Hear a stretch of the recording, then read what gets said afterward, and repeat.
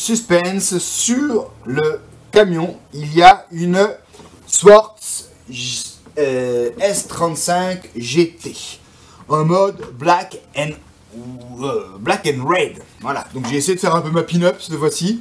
Donc vous verrez un petit peu quand même le moteur rouge qui est un VS Line 1900 kV. Ça va rouler en 6S.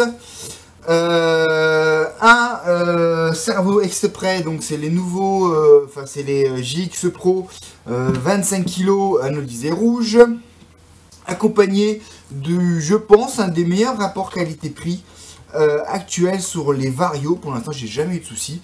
Ce sont les Toro 150 avec pour une soixantaine, 70 €, pléthore de programmes que vous pouvez utiliser via une carte de programmation ou via un module Wi-Fi avec une application. Je vous avais déjà présenté ça sur le XB8 de Cricri. Je suis reparti là-dessus. Donc du coup, voilà, donc en 6S, et vous avez déjà vu un peu ce châssis, hein, c'est là que ça va à la fripouille. Donc globalement, ouais, c'est d'une très très grosse qualité. On est quand même bien au-delà de ce que... alors, je ne parle pas du comportement routier, hein. Je parle uniquement de la finition. On est quand même au-dessus, même si j'adore Obao, de ce que fait Obao, et équivalent à ce que fait X-Ray en termes de finition. Donc voilà, tout simplement, il y a du carbone. Vous avez la possibilité, comme sur l'hyper VT, hein, faut pas se le cacher non plus, de quoi mettre des renforts carbone dans les triangles. Alors pour l'instant, j'ai pas forcément le budget, parce que quand on voit le prix des renforts carbone, c'est plus de 40 €, 40 € la paire. Et puis il y en a 1, 2, 3, 4, donc il y en a quasiment pour 60 €. Ça commence à piquer. Donc sur cette Sworx, vous avez du carbone. Oh là là. Qu'est-ce que ça fait mal? On a eu un drame. Mais bon, c'est pas grave, tout s'est bien passé. Donc j'en étais où? Donc oui, vous avez ici donc des fusées sur double rotule à l'avant. Le renvoi qui est en carbone de un bon 2,5-3 mm d'épais. Ensuite, à l'arrière, vous avez des fusées alu avec des cardans CVD avant et des cardans CVD arrière, avant et puis arrière, bien sûr. Et puis également au centre. Alors pour le grand, pour le petit, ben non, hein, c'est du CVD, c'est du Dogbone standard. Donc c'est vrai que c'est un peu bizarre ce truc-là. J'avoue que ça fait un peu chinkoulou, mais bon, ça a de fonctionner. Ce qui est sympa également, c'est que tu as ici une couronne en Delrin, donc ce qui signifie que tu vas avoir un bruit très ténu par rapport à la couronne métallique. Ça quand même, c'est génial. Bon, là vous reconnaissez la patte du RC Garage, hein, avec un petit ski d'arrière pour faire le pare-choc d'un Baja 5B.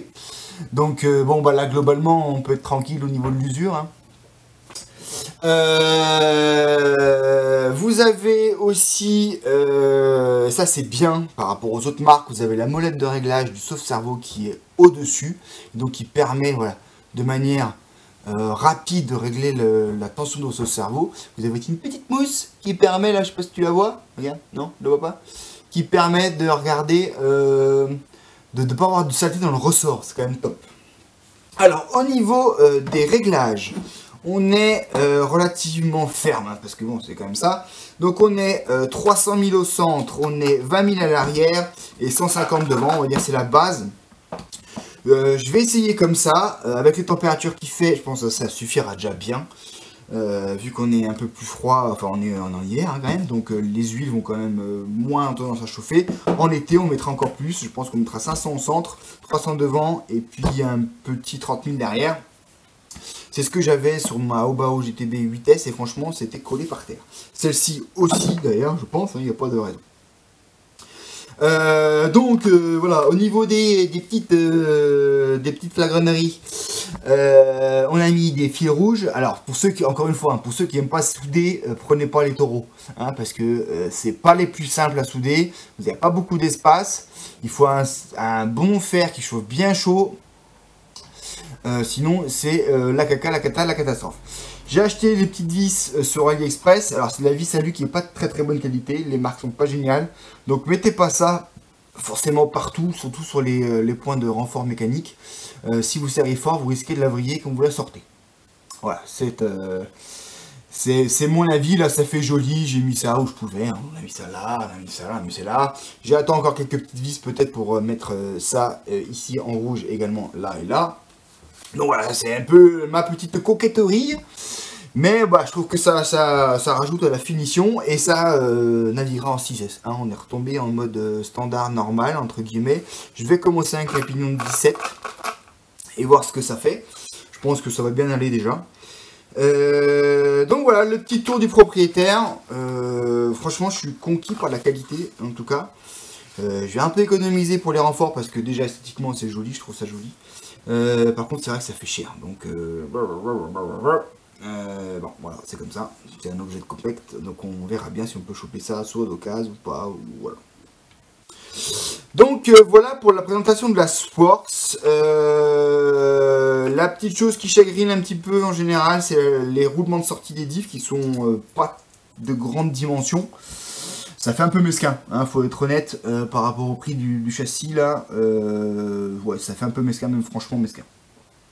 Après, c'est un châssis qui va être piste, même en TT, c'est quand même réputé pour sa solidité, là-dessus je ne me fais aucun souci. Pour les amortos, je sais plus si je vous l'ai dit, c'est 3000, 2 ou 3000, 2000. Pour l'hiver, ça ira très très bien, également. Donc voilà, le châssis qui était sur le camion.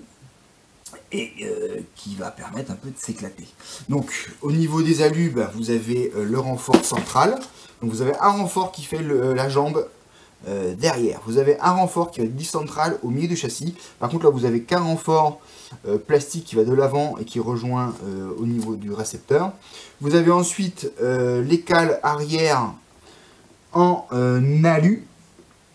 Des triangles à l'arrière, vous avez les deux cales des cellules, bien sûr, on a lu aussi bien à l'avant qu'à l'arrière.